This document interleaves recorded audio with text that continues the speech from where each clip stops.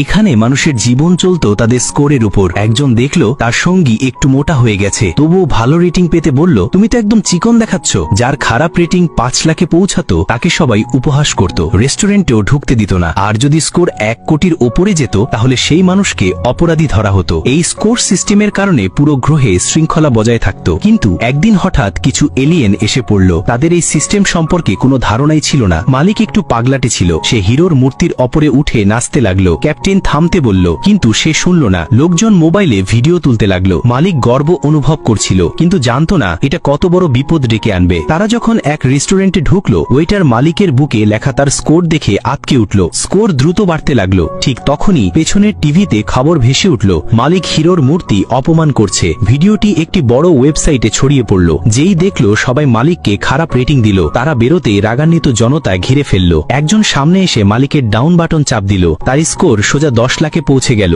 Captain বুঝলো ব্যাপারটা খুবই গুরুতর। সে মহাকাশ যান ডাকতে চাইল, কিন্তু তখন অনেক দেরি হয়ে গেছে। পুলিশ এসে মালিককে গ্রেপ্তার করলো। এখন তাকে লাইফ ট্রায়ালের মুখোমুখি হতে হবে। যদি তার স্কোর 1 কোটির ওপরে যায় তাহলে তাকে মস্তিষ্ক পরিবর্তনের শাস্তি দেওয়া হবে। কমান্ডার খবর শুনে চিন্তিত হলো, কিন্তু কিছু করার ছিল না, কারণ সাহায্য পাঠালে মহাকাশ চুক্তি ভঙ্গ হবে। তাদের গ্রহের নিয়ম মানতেই হবে। তবুও মালিককে একবার সুযোগ দেওয়া হলো। একজন প্রতিনিধি পাঠানো হলো যাতে সে সবার সামনে ক্ষমা চাইতে পারে। মালিক মাত্র 3 লাইন বলল, তারপর চুপ করে গেল। ভিড় ভেবেছিল সে আন্তরিকভাবে ক্ষমা চাইছে না। ফলে আপভোটের বদলে তার স্কোর বেড়ে গেল 30 লাখে। এবার মালিক সত্যি ভয় পেতে শুরু করলো। সৌভাগ্যবশত তাকে আবারও একটি সুযোগ দেওয়া হলো। এইবার সে চেষ্টা করলো। শো শুরু হবার আগেই সবার প্রতি অভিবাদন জানালো, মুখে হাসি আনতে চাইল, কিন্তু দর্শকরা এই আচরণ পছন্দ করল না। শো শুরু হবার আগেই তার স্কোর 1 কোটির কাছাকাছি পৌঁছে গেল। এবার আর রক্ষা নেই। মালিককে জেলখানার পোশাক পরতে হলো। তার শেষ ট্রায়ালের প্রস্তুতি শুরু হলো। শাস্তির যন্ত্র সামনে আসতেই মালিক ভয়ে পালাতে চাইল, কিন্তু তখন অনেক দেরি হয়ে গেছে।